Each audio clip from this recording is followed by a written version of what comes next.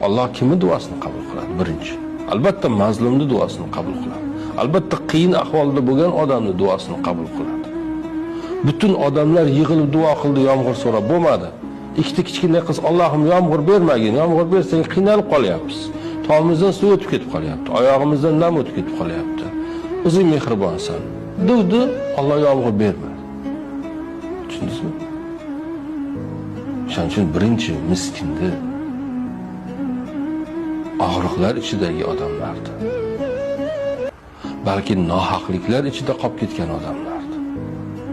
E'tiborsiz tashlab qo'yilgan odamlarni ahvolini so'rash kerak. O'shanda bizga yaxshilik keladi.